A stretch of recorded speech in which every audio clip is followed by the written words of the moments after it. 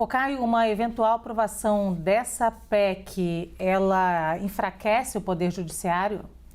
Olha, o que enfraquece o Poder Judiciário, o que enfraquece a Justiça é a sua crise de credibilidade, né? A partir do momento que a lei posta não é respeitada, né, que a jurisprudência recentíssima atropela o devido processo legal, né, a partir do momento em que normas processuais básicas são desrespeitadas, né, em que tudo é observado diante de interpretações elásticas, extensivas e criativas que vêm literalmente da cabeça dos ministros e não das fontes originais das leis, aí a coisa começa a ficar um pouco complicada. Eu gosto muito de citar a frase da Margaret Thatcher: uma maioria não tem o poder de tornar o errado certo. Então não é porque um colegiado estipulou que essa decisão estipulou uma decisão que ela é correta do ponto de vista jurídico. Ela pode ser irrecorrível, ela pode ser inapelável, ela deve ser cumprida, porque vivemos, né, sob a égide do Estado Democrático de Direito, mas cabem muitas críticas, como eu já coloquei aqui. E só para reforçar meu ponto, vamos lembrar que todos os pareceres do Ministério Público e inclusive a decisão do Tribunal Regional Eleitoral do Paraná foi no sentido de indeferir essa impugnação do registro de candidatura.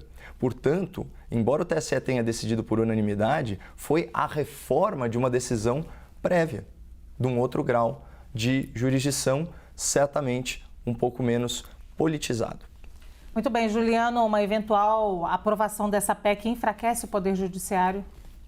Bom, antes disso, Lu, só para dialogar aqui com o Caio, mencionar a decisão do Ministério Público do Paraná e do TRE do Paraná como isentas em relação ao Deltan Dallagnol, cá entre nós, não me parece muito razoável e tem todo o direito o TSE de reformar essas decisões se elas não tiverem fundamento correto, como me parece ser o caso. Olha, o judiciário brasileiro, ele não é perfeito, muito pelo contrário. O judiciário brasileiro, muitas vezes, ele é uma espécie de refúgio de privilégios, refúgio de manutenção de injustiças sociais. Então, eu não tenho procuração para defender o Poder Judiciário brasileiro, que é bastante imperfeito do meu ponto de vista. Como eu acho também que a própria lei da ficha limpa é bastante imperfeita. Eu, por exemplo, não acho correto que a previsão de inelegibilidade se dê com a condenação por um colegiado em segunda instância. Acho que isso vai de encontro àquilo que diz a Constituição brasileira sobre os processos transitados em julgados. Mas ela é a lei.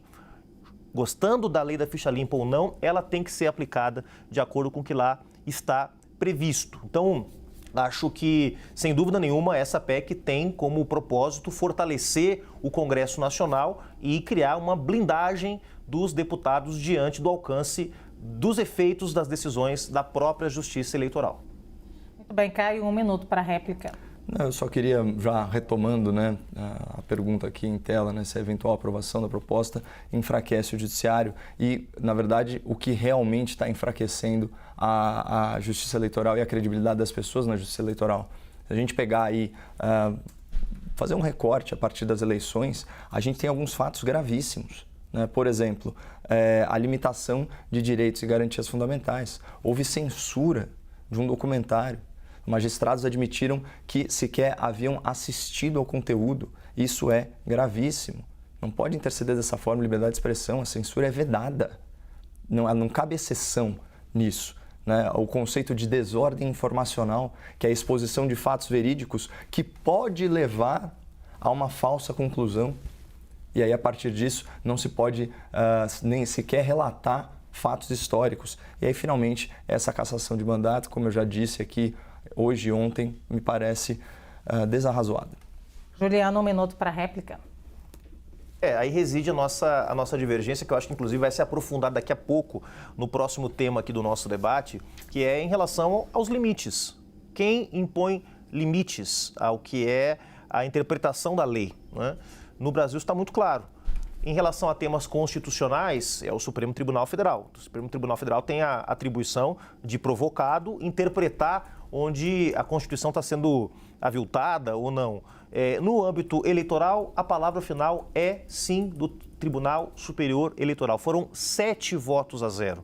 Veja, mesmo ministros do TSE, historicamente considerados mais simpáticos ou mais próximos das posições do próprio Deltan Dallagnol, de Bolsonaro e de outros, votaram a favor dessa posição. Então, não me parece, em hipótese nenhuma, que a decisão careça de fundamento jurídico, de consistência ou esteja ignorando fatos que sustentam a decisão do tribunal.